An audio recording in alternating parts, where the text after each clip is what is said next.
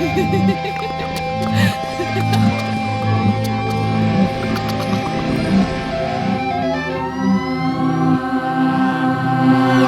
Intercollegiate Psychedelics Network.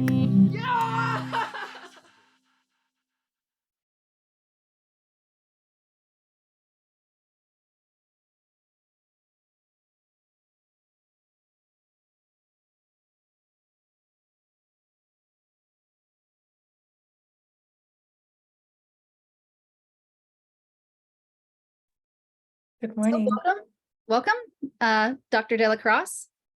Dr. Meghan DellaCrosse is a strengths-oriented clinical psychologist specializing in working with people with serious mental illness and applying acceptance and mindfulness-based interventions.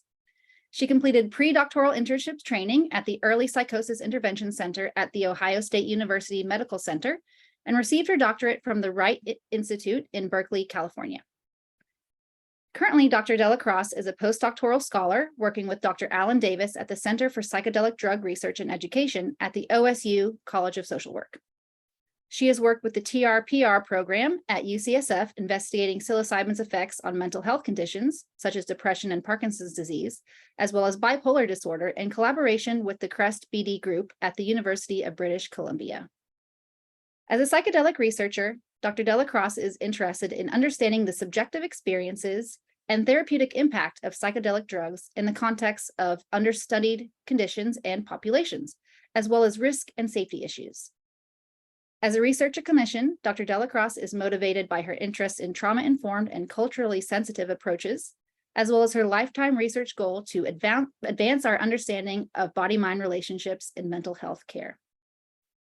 Dr. DellaCrosse has worked with adults in community mental health, primary care, academic, and VA medical settings. Her interests have been cultivated through provision of evidence-based treatments to understand patient populations with a wide range of acuity, trauma, substance abuse, medical conditions, and psychosocial barriers to care, in addition to mental health fieldwork and training in Sri Lanka and India. Dr. DellaCrosse is passionate about interdisciplinary research and appreciates the depth and critical thinking that her previous career in academic art history and qualitative research brings to her present endeavors. As the daughter of public school educators, Dr. DellaCrosse is a lifelong learner, deeply values the mentorship she has received from many mentors, and loves providing it to aspiring researchers and clinicians. Thank you for being with us today, Dr. DellaCrosse. The floor is yours. Okay, good morning, everyone. I'm really happy to be here. Let me just get my screen set up for sharing. Okay, so here we are. Let me just make sure that I have everything here. Okay, so hello, I'm Meghan DellaCrosse. I'm really happy to be here. I'm going to be having a great opportunity to talk a little bit about my background before going into psychedelic research. It's not a common opportunity that I have, so I'm really looking forward to sharing some things with you. And it sounds like you all have had a really exciting past couple of days together, and I really support the mission of this organization and the mentorship that people are getting, as well as the research that people are doing. So it's my hope that going through this presentation today, let me just make sure that I'm going to be changing slides. Yep. So I just like to give a little bit of background information, just kind of like where we're going to be going with this presentation. I know for myself as a learner, I always just like to know, like, okay, where are we going? Like, what am I going to get out of this? Just so I have a sense of how to prepare myself for that.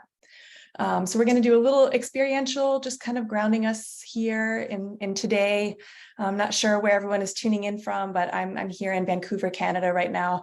So it's just the morning. So bear with me as my morning voice is just getting warmed up. I'm going to be going over a little bit of my background, kind of the personal context, how I came into psychedelic research. And then, as the title suggests, like getting to know your vehicle. We're going to be, like, what do I mean by that? What is vehicle? And then followed by that, we're going to be looking at kind of transition, similar questions from our historical context into psychedelic research. And then looking at some of the implications in psychedelic research and clinical contexts, as well as some, just sharing a little bit about my interests and application of some of these interests.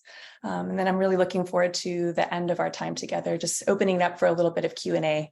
So I just want to encourage you, like, as we go forward, similar to what was already discussed, it's my goal to make this presentation really accessible. You don't necessarily need to have any sort of background in psychedelic research. And also, I think importantly, you don't necessarily have to have any background in art history either. So we're just going to be kind of learning together. And just to go ahead and get started, I just want to encourage you, this is just going to be a brief practice, we could call it, just grounding ourselves here in the present moment and really just kind of bringing in a little bit of receptivity, knowing that, these conferences, sometimes you're just getting bombarded with a lot of information and, maybe excitement about the things that you're hoping for the day, maybe things that you're reflecting on from yesterday, but really just for this moment, just kind of allowing that to just letting that go and just perhaps finding whatever it is that feels supportive to you in this moment. If it's, I'm standing here, so I'm going to feel my feet. If you're sitting, maybe just noticing how your chair feels. Just taking just this brief moment just to check in with yourself, noticing how you're feeling. And if you're hearing any sounds in the background or noticing any emotions that are coming up for you, feeling eager, excited about the day, maybe a little tired from yesterday, just taking note. And I just want to encourage you now in this presentation, as well as you move forward into your day, that, if at any point that you ever feel overwhelming, you just need to take a stretch break, get some water, something like that, just take the care that you need. I know that I will be doing the same. So, okay, so here we are. We're just going to dive right in. So a little bit about me, my background. Before going into psychology, before even knowing that I even wanted to be a psychologist, I spent quite a long time working in the art world, first going to art school, studying conceptual art and sculpture. And in this context, I was just really excited about the ways that, creative practice as this idea building kind of way of life, that I could continue to be activated by my environment and still making new things and learning about new things that other people were making, and really just thinking of art as this process of inventing something that was never in existence before. So those types of things were very exciting for me. And after I graduated, I moved to New York. And because I was so interested in ideas and interested in research as a creative person, I was able to start working more in a curatorial capacity. So working with other artists, making exhibitions, working mostly in nonprofit art galleries, working in some kind of publication context. But I say all of that because for me, it was really about collaborating with other researchers as artists, exploring these different ways that I could learn about the world around me. And, in this case, in art and also in art history, when we say research, we really mean qualitative research. And so, in the field of clinical psychology and in the sciences, we make these differentiation to say like quantitative research or qualitative research. In art, it's just research. We're just, meeting with people, doing interviews, that type of thing. So eventually, as I began on a pathway originally to become an academic art historian, I was very fascinated by the post-war period, looking at late 1950s, early 1960s performance art. It was really a time of great political and cultural upheaval when artists were really, in very interesting ways, exploring the boundaries between art and life. And so whereas maybe in many contexts, we think of art as paintings, right, as sculptures in this kind of traditional sense. But at this period, artists were really seeking to get off the canvas. And so they were doing actions and they were doing performances in the streets. And this for me was a very fascinating time period because, it was like people were making things, but at the same time, it was really more about being alive than really making a solid object. So this for me was a really exciting period of time. And I was, in many ways associated with various artists that I can't possibly speak of all of them in the course of this lecture today, but many of the artists that I was really interested in, came with a background in musical composition, maybe started off as painters, but then moved into dance. And I think that most important to say that I would certainly not be the researcher that I am today had it not been for my background in art, and some of these figures that I have, in some cases, worked with, interviewed, many of them that I very, very deeply admire. And the first one that I'll talk about is the composer John Cage. John Cage was very dedicated to experimentation in the context of musical composition. He was a teacher to many different artists that were in New York at that time. And I think, as we're moving toward this question of, building a vehicle, what is a vehicle? What does that really mean? I think that what Cage brings to mind here is really this deep love of listening and experimentation. And so as you can see on this quote here, Cage was kind of known for asking these kinds of questions, these kind of big philosophical questions of, like, why spend so much time blasting rocket ships into outer space when, really we have the world around us to listen to. Cage was also a known Zen practitioner. He was a student of D.T. Suzuki, which is interesting. And I think in the context of this conference today, Cage was also a well-known mycologist. So he was a big mushroom enthusiast. When he was in his off time, oftentimes collecting mushrooms in the woods and cooking them for his fellow artist friends. Here's just a brief example of, Cage's work. In his deep love of listening, he made a piece called 4 minutes and 33 seconds. And as you might notice on the right image, there's no notes here. And so essentially Cage was saying that the notes are important, and also the space in between the notes are also of equal importance. So in this case, the performer goes on the stage and opens the piano tray and sits for 4 minutes and 33 seconds, just listening. So you can easily imagine how this might look different if you're sitting in a theater. Maybe you become aware of your neighbor opening up a candy wrapper, if this room is silent, versus if you're performing this piece in the context of rush hour in Manhattan in New York City. It would be quite different. So I think that, Cage brings these different components of listening into some of the things that have influenced me.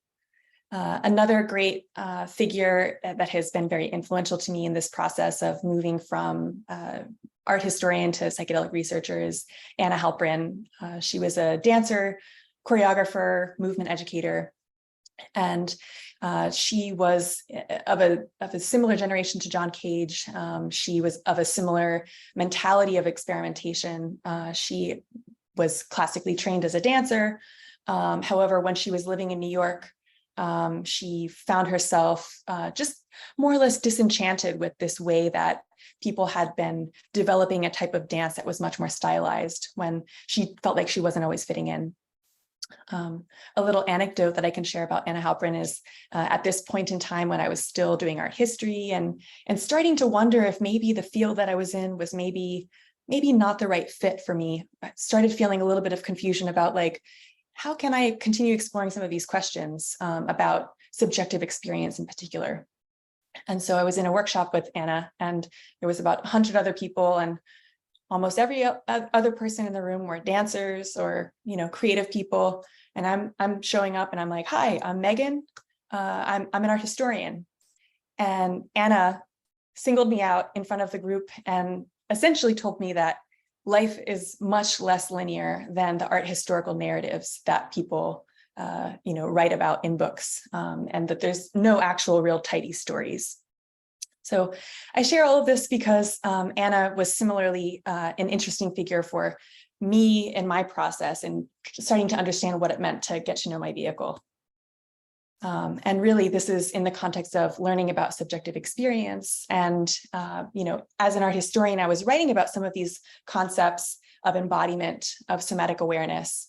And it was really through Anna that I started exploring them, really started to understand, through her words of, you've really got to understand how to run your vehicle.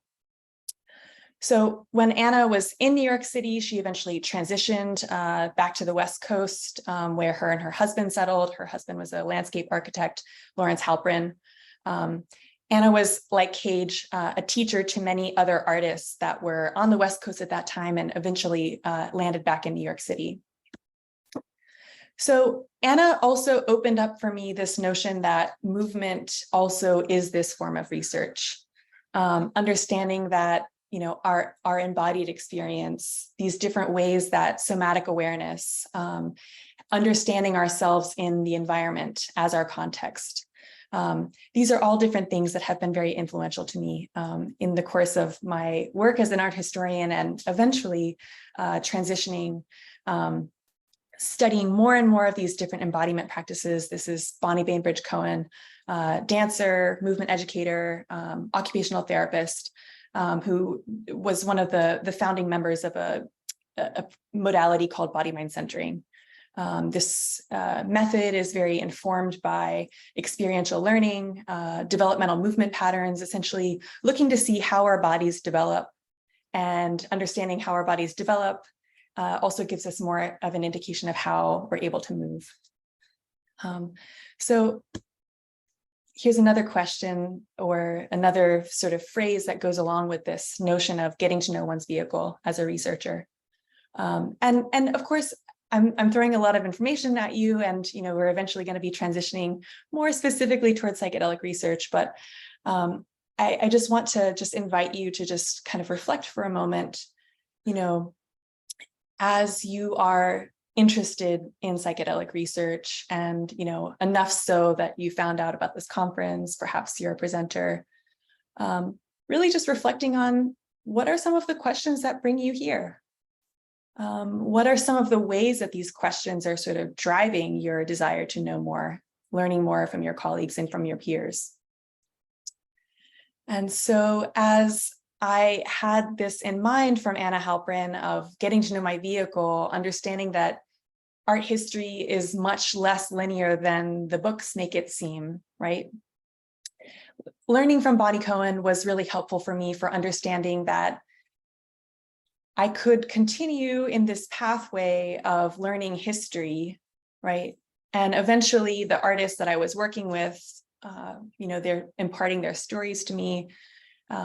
Eventually I would be a keeper of those stories rather than, continuing to explore these different concepts and, in a more creative sense in the present moment.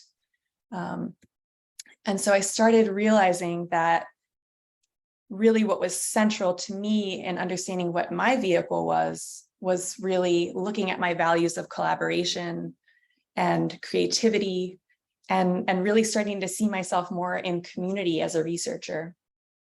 And so I started seeing that some of these questions and curiosities that I had about the mind-body connection, I started realizing that there might be other ways to start exploring this. So as you might imagine, as is suggested in the title, there was a transition, right?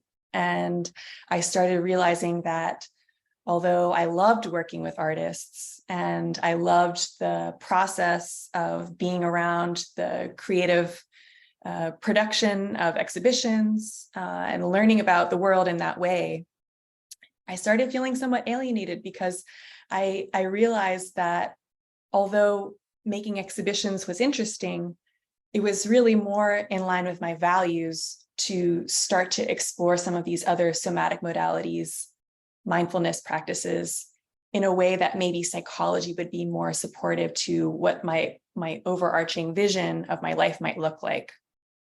So slowly, although, I want to highlight here that, this process of getting to know one's questions or understanding, what is my vehicle that is moving me. I think it's important to highlight that this is not always necessary. Some of these questions that one might be asking themselves, it might not necessarily be an easy process to move through. I know certainly for myself, there was a moment where it seemed like I had one foot in one door, one foot in another door, and the more I tried to bring them together, the further and further away they seem to move from each other. Until eventually I decided to change fields altogether. So in this process of becoming a psychologist, I have been able to explore my interests in working with people. My original entrance into psychedelic research was actually initially through working with people with serious mental illness at the San Francisco VA. So in that context, I was looking at psychological assessment as a way of getting to know people's presenting problems, as we say as psychologists, which are essentially presenting problems are, like what brings a person in for treatment? What's bothering them? And so in this context, I had already started working as a clinician and really excited about the prospects of learning new types of assessments. And it was at that time that I was able to begin working with Dr. Josh Woolley, who's at the UCSF Translational Psychedelic Research Program. So in this context, it's been very exciting learning from research participants. In particular, I became interested in psychedelics because I was curious to know, I don't know if anyone has ever come across this before, but in various research papers that maybe the research is on something else in particular, looking at symptom reduction or something more broad-based. And then I would find these one sentence here or there that was describing, research participants were describing increases in interoceptive awareness. Interoception being the ways that a person feels their body. So this for me was a moment of huge excitement. And so as I was learning these different assessments, I was also able to begin working on in the context of clinical trials. So for those of you that are not familiar with the context of a clinical trial, psychedelic research as it is, currently, at least in the US, is not legal. So the ways that we're able to study psychedelics are in the context of clinical trials. So testing out synthetic forms of psilocybin, for example, with research participants who meet a certain criteria for a diagnosis that is being studied. So in this context, I was given the opportunity to meet with research participants, learn about their symptoms, see if they're a good fit, and continue providing these psychological assessments as time went on. So in some cases, people are receiving a placebo, in which case maybe the person is aware that they received the placebo. In other cases, people might be receiving the study drug, and perhaps the person that I saw last week who had very strong symptoms of depression, perhaps in some cases they're coming back the next week and describing a significant reduction in symptoms. So this for me, in terms of provoking my curiosity, was a huge moment of interest to see that there could be these novel treatments that could help people with symptoms that were otherwise not remitting or not going away on their own, right? So I'm just going to have a little bit of water. So as I moved forward with my work with UCSF, I began cultivating an interest in continuing to use my background as an art historian. In art history, we really dive into the literature. Not to say that people in the sciences are not diving into the literature as well, but in the context of the humanities, you really have to know the literature backwards and forwards. And so in this case, I was able to utilize that curiosity of diving into the literature in the context of an understudied population in psychedelic research, which is individuals living with bipolar depression. Something that is really important to think about here is that people living with bipolar depression are more often, people living with bipolar disorder are more often depressed than manic.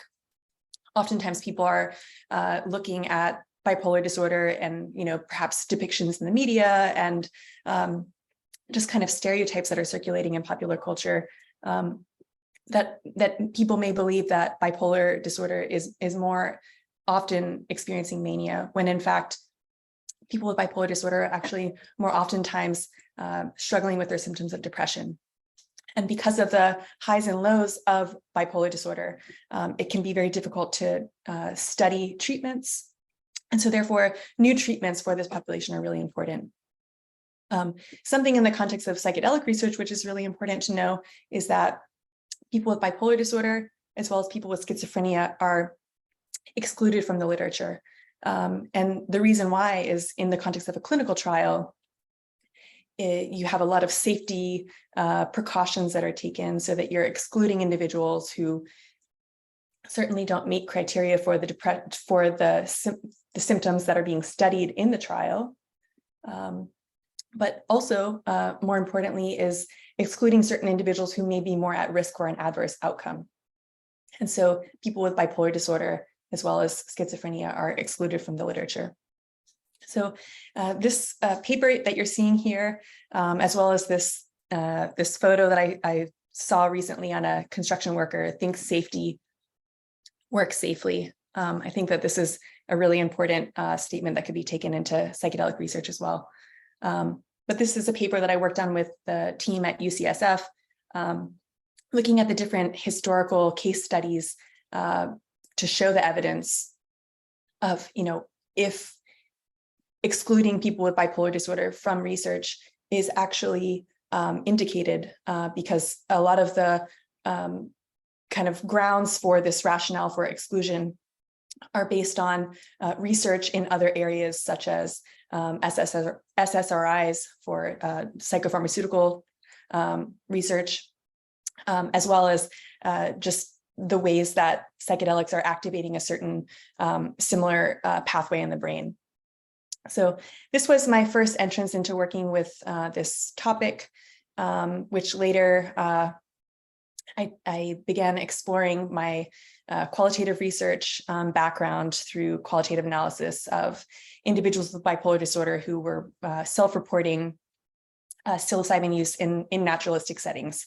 In other words, people in the world who participated in our survey, who met criteria for having a bipolar diagnosis, and also who were reporting having taken a full dose of psilocybin mushrooms. And so this project was in collaboration with UCSF Translational Psychedelic Research Program, as well as the CREST.BD network and researchers at UBC. So really what's important here is we were able to identify the ways that, I think just for a little more visuals here, these are some of my research collaborators at UBC. Here we are looking at different themes that were emerging from people's narratives in their experiences of psilocybin. So as I mentioned before, this population has been comprehensively excluded from the literature. And so in this case, we are really eager to see what are people reporting here. So really opening up that curiosity about people's experiences. And what we found was that, yes, there were undesired mental health impacts. As you can see in the middle column here, people's reported changes in sleep, increased mania severity, and in some cases hospitalization. And I think it's important to mention is that there were also mental health improvements that were also reported.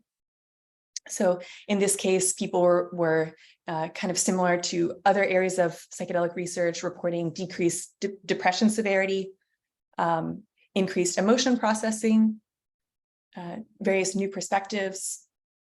And so all of these different ways that people were describing through their interviews with some of our research team, I was able to, in this case, implement some of my previous background as an art historian in ways of doing the qualitative analysis, as well as the write-up.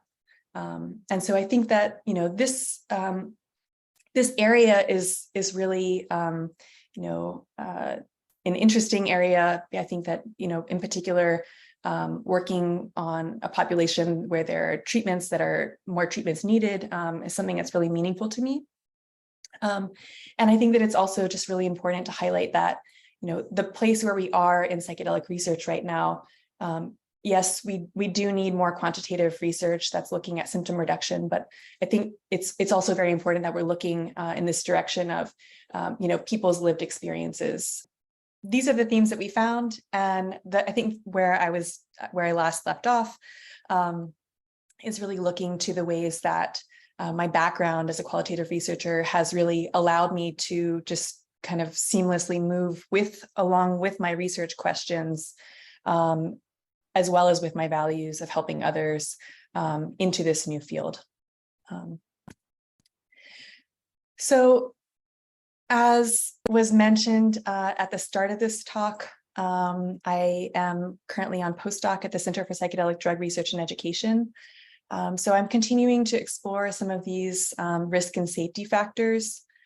In particular, some of my clinical training as a psychologist has really focused heavily on working with individuals with psychosis spectrum disorders. So that does include bipolar disorder, that also includes schizophrenia, as well as other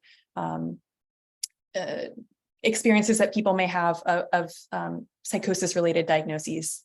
And so in particular, I think the research that I did on bipolar disorder really helped me to start to examine the ways that while we have these really important exclusion criteria that do help keep people safe in the context of clinical trials, we still have a lot of investigating to do, because if it is true that it seems that FDA has already approved breakthrough treatment status for psilocybin for depression. So if these, pathways toward legalization, or at least toward, some sort of opening up of treatment is made available for people, we still have a lot of work to do. And something that I feel a concern about is that there are certain people that still remain at risk for certain adverse responses to happen. And the thing is, we just need more research on this. So I just share this because I know that there's a lot of eager researchers here doing a lot of really interesting stuff. And I think that it's important that we're continuing to just get curious about these different ways that understudied populations remain gaps in the literature. So along those lines, some of the other research that I'm working on is looking to other understudied populations. For example, I'm currently working on an analysis looking at native Spanish speakers' experiences of psilocybin as well as LSD. This is another important population that has, not been exclusively studied at this point. And I think that, really just opening up our ability to understand how psychedelics are really powerful tools and can be really powerful tools for healing with great therapeutic benefit. But I think that it really will remain on us to continue to get curious about the ways that understanding more of the details about people that these treatments might not be good for, or might not be good for at certain times, right? So just continuing to get curious about that. And obviously I have a very clear bias toward qualitative research given my background. But I do think that as we continue to explore the field, continuing to add in mixed methods research with a qualitative bonus. And I think that something that I have observed over the course of my training and over the course of working with various researchers, I think that well, there's two things that I'll say. One is that sometimes there might be a bias toward quantitative research, and that's okay. And sometimes, for the second thing, I sometimes wonder, to what extent that qualitative research methods are just maybe lesser known, right? So maybe in some cases we tend to do the things that we become familiar with, right? So I would just want to encourage anyone who has any curiosity about qualitative research or maybe wants to get some experience to really seek that out, because I think that they're really useful skill sets. And also, again, my bias, really interesting process. So just as a final recap here, before we move into the Q&A. Yes, so, the title of this talk was Getting to Know Your Vehicle, right? What does that mean? I hope that, some of the takeaways here are, vehicle being you, your experience, getting to know what your strengths are, bringing that forward, knowing that those are great resources for you. And along those lines, also getting to know your questions, feeling empowered by your questions. What brings you here to this conference? What brings you to psychedelic research, right? We all have different ways and reasons that we got here. So just really seeing those as resources that you have available to you. Really seeing those questions, as I was mentioning before, as Bonnie Cohen, said, not seeking answers, but following your questions and seeing where they take you. Another thing that I hope is kind of a takeaway here, you can see here on this bottom right photo, this is my collaborator, Dr. Emma Morton. She is a research collaborator, and I think that we're also people together. So I think that that's another really important piece that I think that IPN is really supporting. I hope that you all have felt supported in your process of preparing your presentations, but really seeing your contribution to the field as a peer. You show up here as a person. And I think that when researchers can remember that they're also people and that we're people in community together, I think that just bolsters the research all around. So, with that being said, working on teams, really just knowing yourself, right? Knowing yourself, knowing your vehicle, knowing your questions, and then allowing that to support you in the process of communication, asking questions when you don't know things, seeking out research expertise from people who maybe have been doing something for maybe a little bit longer than you have. I think something that working in the art world for a while taught me is that artists, and I would say scientists also fall into this category as well, scientists / researchers, right? Like, they're all people out there doing a thing that they really care about. And so just remembering that when you reach out to someone, they might, you might have an insight about their work that they weren't aware of. So just knowing that, like, showing up as a fan, like I always think that that's a good approach. You might not always hear back, but keep trying. And lastly, before we're moving on to questions, I just want to say, healthy dose of skepticism in all cases, right? So being curious, seeing wow, this is really exciting. I wonder what's going to happen with the future of psychedelic research. This seems great. I hope it's going to change the world, right? And then just kind of oh, let me just see, how can I just kind of dial that back of what if it might not happen at that pace, right? Just noticing when there might be some hype, and when your curiosity might, take you in a wild direction. And then just as we did at the start of this, right? Just coming back to yourself and just noticing, what am I bringing to this work? What am I hoping to find? Because it's also, as I've been highlighting multiple times here, my bias toward qualitative research, my bias, as a psychologist, right? We all have different biases. And so just getting to know them and staying curious. So here we are at the end of our presentation. And I'd just like to open it up to any kind of questions that anyone might have. I realized that this presentation was really covering a lot of different topics, maybe some things you've heard of before, maybe some things you have not heard of before. Yeah, so just want to open it up and really just shout out to all my collaborators at UCSF and the Center for Psychedelic Drug Research and Education, as well as UBC, as well as many other people in other locations as well. Yeah, so thank you for this opportunity. And yeah, I really view questions as a part of the creative process. So like, I know people say like, there's no stupid questions, but like, for real, there's no stupid questions here. Anything you're wondering about. I hope that, in sharing bits of my experience, it's not, to impart some sort of idea that like, you have to do what I did, because in many ways, changing careers, I wouldn't recommend it to everyone. But yeah, there are hardships, and also your process is yours. So I think that that's, at the end of the day, that's the most important. So yeah.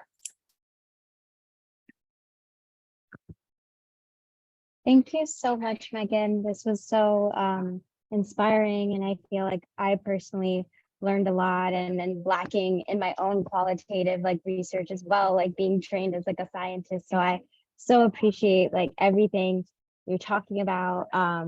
There's a few questions in the chat, and then if we have more time, we'll open it up also for discussion if Erin or I have additional questions. Okay, great. Yeah, so the first one, someone asked yesterday, one of the presenters talked about using photography to aid integration post-psychedelic therapy. And someone brought up the similarity of phototherapy to equine therapy or dance therapy. And they asked if it was just the simple fact of maybe those people just needed a hobby. But I'm curious, given your passion for embodiment, if you think there's a difference in therapeutic value for hobbies that are embodied and engaged versus more passive or dissociative, like watching TV or playing video games. What an interesting question. Thank you for the question. So I think that I think it is important for me to say that I do have a bias toward certain types of embodiment practices, or just ways of being a body. Right? There's so many different ways that our world caters to, right? This. Oh, I think about this. Oh, I was, imagining this thing that happened to me yesterday. Oh, I'm thinking about what I'm going to eat for lunch today, right? It's all these different ways that the world is sort of centered on thinking. And so I think in the therapeutic context in particular, right? Then all of a sudden we're sitting across from a therapist, or maybe we're even just talking with a friend and having a kind of therapeutic conversation. And all of a sudden there's something that's bothering us. There's some feeling that we have, and we're so used to thinking our way out of things that all of a sudden, oh, wait, I actually don't know how I feel right now. Oh, whoa, how do I connect with how I'm feeling? So I say all of that because I think that these different ways of like, we could just even like, take away like if embodiment, somatic awareness, like if that's like too fancy, like just being a body, finding ways of just being a body. That might be like chopping vegetables for your dinner, and really just listening to the sound of like the knife hitting the cutting board and chopping the vegetables, and then chewing the food and eating it and seeing how you feel. Could be like that. Could be equine therapy. I've never heard of phototherapy before. It sounds interesting. I'm interested to know more about what that is. But I do think that in either case, in any one direction of all the different types of therapy that we could talk about, it's really about seeing like how am I feeling right now? What am I needing right now? Right? Because what I might need today, I might need to just take a walk today, right? Tomorrow, I might need to like go jump in a cold plunge. It might be something different that I need, right? So it's really exploring. And I think that like, if there's anything that I would hope that is conveyed, and maybe it's hard to convey when it's such a short presentation, but really just trying out different things. Yeah. So hopefully that answers the question. If there's any other follow-up, I'm glad to answer that as well. Yeah, and you guys feel free to raise your hands as well if somebody wants to maybe like elaborate on their question more too. Totally invite that. And I again love what you said, that we're thinking, but we're also very feeling creatures, and we tend to like have to like intellectualize even things of like, why did I enjoy this cold plunge? What about like the music like sounds good to me? And it's just like, how do we come back into the body. It's so important. Yeah, and it's really just about like observing, like what is my quality of attention right now? How do I know this quality of attention? Right? It might be like my quality of attention is like anxious because my computer died in the middle of a presentation, and that was a little, right? That was a little anxiety provoking, right? Maybe after the presentation is over, maybe I can kind of slow things down. I think another kind of entrance into kind of wondering about this is like, for any of you that have pets, for any of you that have children, for any of you that just have a tree nearby, just taking a moment and just being with that tree, being with that animal. Is your cat taking a nap in the sun? Like, look at that, right? Because that's a decision that was made, and maybe, sort of investigating that as well. So the next question is, I think, for a new student. So, do you have any tips for a new student to get to know my vehicle? I'm still trying to figure out my niche, but I don't have as much of a history as you to pull from. Great question. And I think that, it's really, there's no wrong starting point, right? I mean, I think that the one thing that I would want to, just suggest, like along the lines of what we're already talking about, right? Just seeing what it is that how it is that you're checking in, how you're feeling. Like sometimes people find exercise helpful. Sometimes people find singing helpful. What are these different types of activities that will get you into this kind of playful state of mind that is not necessarily so tied up with your thinking about your identity, but just feeling how you are in the present moment? I realize that is maybe a vague response, but I think that there's really no wrong way. I think that sometimes people find it helpful being in community, talking about things, right? Like, hey, I just went to this walk the other day and like I met some people. I mean, for example, as I mentioned before, I'm staying in Vancouver right now, like just meeting random strangers that you do like when you're in a space of travel, and just talking with people and just getting to know them, and really listening to yourself as you're in those conversations with friends, with family members, with strangers, with your cat, listening to yourself, how you feel, what are you talking about when you're in those situations? In a similar way, listening to what other people have to share, right? I think that is like, for sure, I've been doing this for a little while, so maybe there's more experience, but at the end of the day, I just started by talking with people, and really like, hey, what do you do? How do you know how to do this? And eventually you'll find your pathway. I think it's just important that you make time and space for that. I also, really want to appreciate this question, because here at IPN, a lot of us are just in the very beginning of those journeys. So we have all of this range of talks, and like we used to have like integration circles and all of this too, like figuring out how to play what we want to learn about. And it's just a very beautiful time to be able to ask questions. And like you said, no dumb questions. You can always learn from everything, and you can trust sort of emergence based on whatever calls to you if you have that understanding of yourself. So Exactly. So classic question, could you share how to find funding for research? Ooh. Good question. I don't necessarily know if I have great answers. I think that the way that I have gone about opportunities that I've been pursuing have been, I mean, if I'm totally honest, working on this stuff on the side. So maybe having my main gig and then working on the side. So that's not necessarily ideal, and I don't think that it should be that way, but that has been my experience. I think that there are people out there that are interested in qualitative research. I think that something that's worthwhile knowing about is that I can share, and this is just like, again, my experience. And so it's not as a mode of comparison or setting any sort of like criteria for you, but I have found that having a qualitative research skill set has helped me working in collaboration with other people that didn't necessarily have that skill set. So there's that, but funding specifically for qualitative research, I think,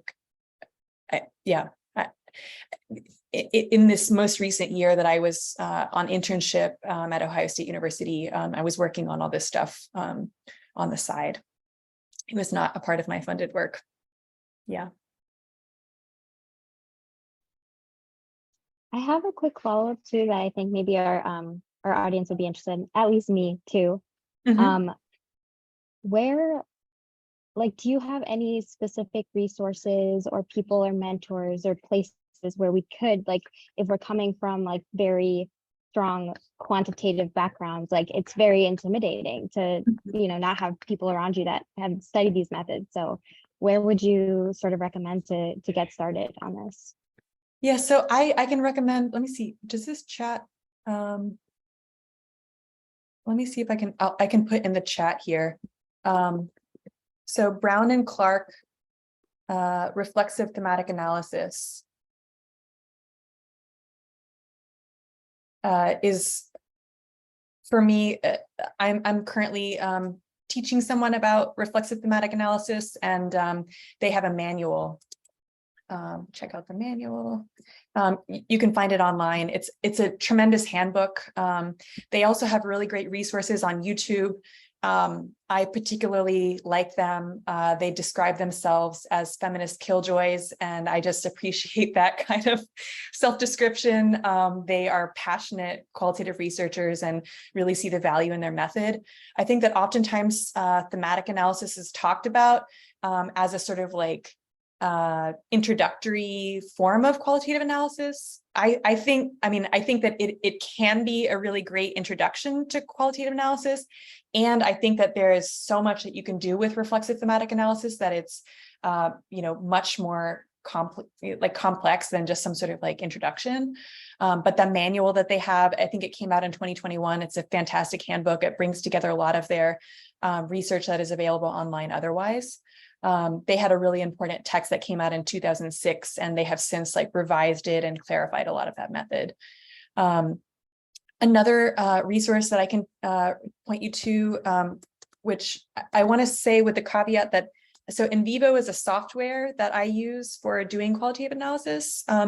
And I think that they just got purchased by a new company that's called like Lumiervo or something like that.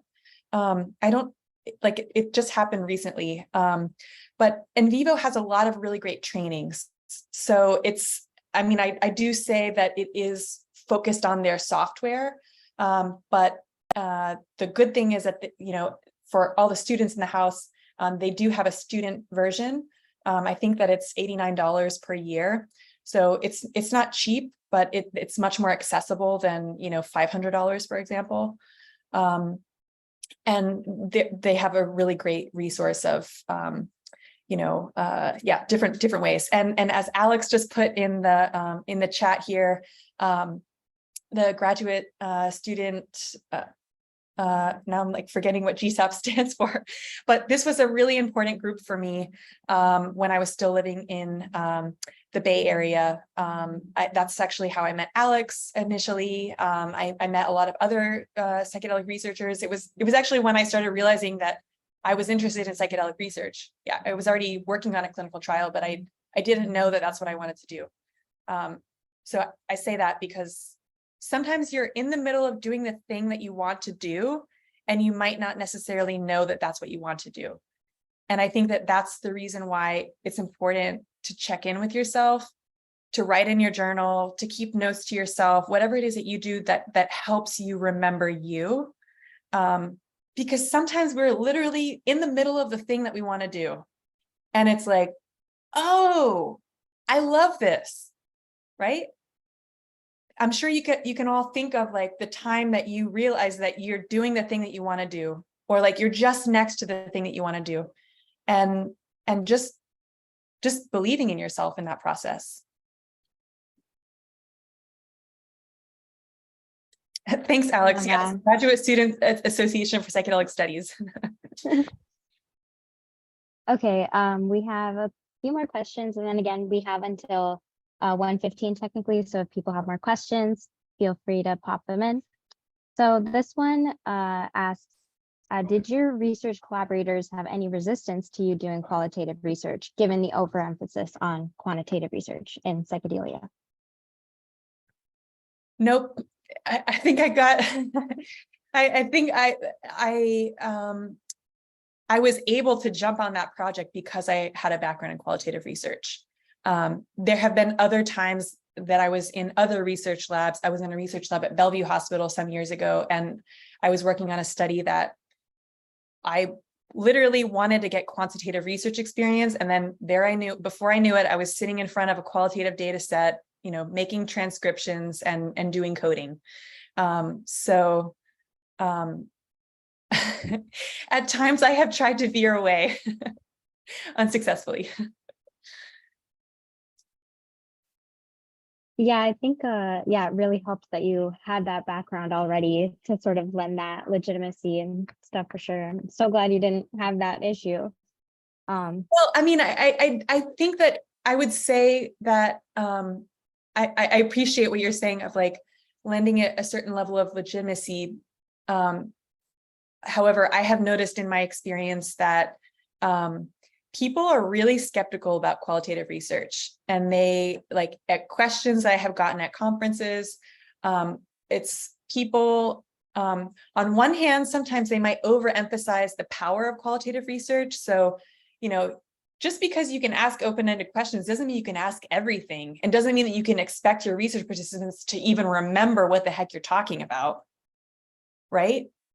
Because if that happened 6 months ago, they might not even remember. I don't remember what I ate for lunch last Wednesday, right?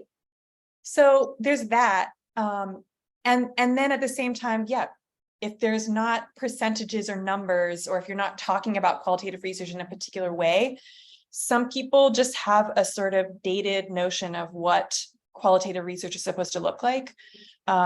And so I would say that has been a challenge for me at times, because people just say, oh, she does qualitative research. Oh, like, like I don't value other, methods, which isn't true. And another question we have is about embodiment. I have a friend who sometimes gets extremely anxious when she does embodiment exercises. It seems like focusing on her body and trying to calm herself is distressing. Any tips for her re-embodiment and tuning in?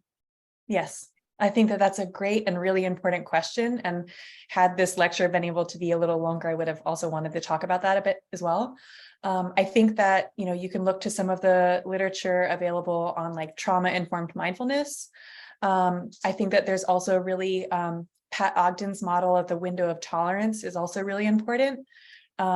Things like somatic experiencing are also, I'm not trained in that, but it's another method that I'm familiar with. I say all of those things because essentially, sometimes for various reasons, experiencing the body is stressful, is distressing for people for a load of different reasons, based on people's lived experiences of all the different ways that we identify as humans in the world, right? Also like what has happened to us in this body that we're in. And so really looking at a kind of titration model. So when things start to feel overwhelming, that's not the cue to keep going, right? It's a cue to dial it back a little bit. I would recommend, a person like that, working in relationship, in particular, like working with a therapist, or perhaps working with a friend, really just starting to, like, from this window of tolerance model, it's like, when there is a certain level of discomfort, we need to figure out ways that we can safely start to widen the window so that we're not feeling distressed. But if we start and we're here, we just need to just respect that and just know that our body has some sort of wisdom that is sharing with us that, like, right now, this is about where we're at. So I would just say, practicing respectfully.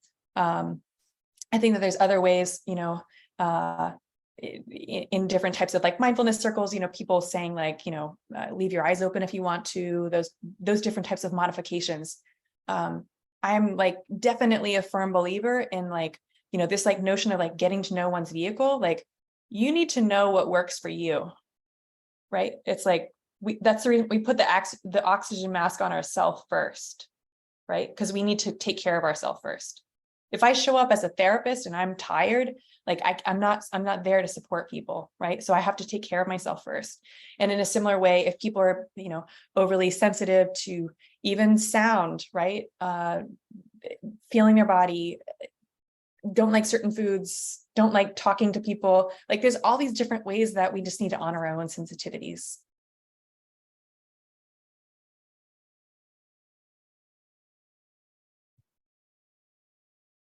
There's so many resources in there that I appreciate you sharing. And I guess even like following up with that too, because you mentioned the importance of maybe having a therapist or a friend there. These experiences it is all about like the body and like what you feel in the body and like this idea of stress. And so I'm wondering sort of like your thoughts on like the importance of like co-regulation with the therapist or like a friend of like sometimes you do just need like a hug or like a very gentle like pat on the hand and you can't do it yourself. And there's all these questions about consent, but yeah, I'm curious like what your thoughts on that are. So I just want to make sure that I'm understanding the question. So what are my thoughts on co-regulation or? Yeah, like the touching and hugging and sort of that when people do start to get in these like high stress states. Well, I mean, I can speak from my work as a body, mind centering somatic educator, in group contexts, which is my training is to work in groups. It's really finding ways that we can support ourselves. And so I realized like in the context of psychedelic research, there's a lot of research and a lot of really very sticky and problematic relationships to touch that have yet to be fully explored and given voice to. So I just want to name that. And I think that in all of these different ways that the body comes online into our experience, we need to continue to question these ethical boundaries. So I say all of those things. And for me as a body, mind centering somatic educator, it's really finding ways of perhaps being in a group setting and finding other ways. If it's, in BMC classes, it looks like a children's toy room because there's balls around, there's weighted blankets, there's big exercise balls, there's small tennis balls, all these different ways that we can explore through movement in community with others, in ways that, I think that the concept of safe space is a problematic concept, because it brings up the questions of like safe for whom and who is deciding who is safe for whom, who's in control of that. So I think that we need to continue, as I said before, really getting skeptical about some of these things, and really, being the sore thumb in the room that's like, hi, I'm, this might be a little bit uncomfortable, and maybe if they're just knowing that there might be other people in the room that are not necessarily comfortable giving voice to their experience, but really leaning in as an ally of creating the circumstances for people to feel more comfortable and to be able to be more in a place of choice. I love that. Yeah, there's so much autonomy in that and allowing people to sort of express whatever they need to in the body with other people without that I just discovered ecstatic dance for the first time last week. And that is just like a whole like experience on itself. So I really resonate with what you're saying. Mm-hmm. Erin, do you have any like last questions or anything you'd like to add? Yes, I did. Thank you so much for your talk, Dr. DellaCrosse. That was really interesting. I was wondering if maybe you could leave us with a little bit of advice. So one of the themes of your talk was career change. And like another questioner mentioned, it can be really difficult to know yourself and know what you want. So I think it's a pretty common situation where someone goes down one career path thinking that's what they want, and they find out later that that's really not for you. And for me, that was kind of the story. I started out in psychology, and I've been slowly moving to more of the STEM arena. So it wasn't really a sharp shift, but kind of a slow transition. But it can, I think, be kind of scary, the idea of just starting from scratch. And it can seem kind of risky. So do you have any advice for someone who's contemplating a career change? You mentioned kind of maybe having a side job for a while, but do you have any advice over, when to make the leap, when to just kind of maybe stay in your current field and out, or anything else? Yeah, so I think, like something, I love that question, and it's something that I think about often when I'm working with my patients. As you guys described earlier, I do acceptance-based and mindfulness-based therapies. In particular, acceptance and commitment therapy is something that I really love, and I use often with my patients. The reason why I love ACT so much is that it's very values focused, and man, values-based action. If somebody would have taught me that like years ago, like when I started learning that you could start to identify your values, see the things that resonate with you, and then start to see how you can make different decisions in your life that are easier or harder when you start to bring your values online. Something, if you Google like free values card sort, I know that we're kind of running out of time here, but yeah, look up a values card sort. That for me would be like a starting point. Like if somebody came to me as a therapist and they were looking to ask these types of questions, that's where I would want to start, because what's really beautiful about leaning into your values and really starting to learn what your values are, is that you can start to live a more values-oriented life, even if you only have a small percentage of the thing that you care about, that you only have time for that small percentage. So maybe you still need to do the day job, or you need to do the other thing for a while you're in this process of transitioning, but then you can have that little piece of the pie that is still, like for example, like mentorship is something that's really important to me, both as a mentee, but also providing mentorship to others. And so I might not necessarily always have time for that, but at least I can identify that that is a value that I hold as a part of my value of education. And so then I can start to see, oh, like, am I going to, like, for example, for today, for me to be here, like I'm here based on my values for mentorship and providing, space for learning together in this way. And so I think that values are really powerful in that context. That's where I would want to start, because it's also, when you start to see how you can live with your values, it also, because life doesn't always move at the pace that we want it to move, right? We might be, I just, going through, if somebody would have told me how long a doctorate was going to take, phew, I might have rethought that. Yeah. But if anyone would have told me at an earlier time that some of the conflicts I was having with the art world, for example, I didn't know that it was a conflict of values. I can now look back on that and I can see that it was my value to help others. And I was meanwhile putting on exhibitions and doing research for others. And I wasn't always necessarily feeling like there was most bang for my buck time-wise. I think that's a really powerful place, I think, for people to leave. So thank you once again, Dr. DellaCrosse, for your encouragement and words of wisdom. And yeah, just appreciate everything you had to share today about your path and embodiment, and so excited to see where your research goes. Thank you so much. It was really such a pleasure. And my only regret is that I couldn't see other faces that are in the crowd today. But yeah, thank you for your questions, and thank you for this wonderful opportunity.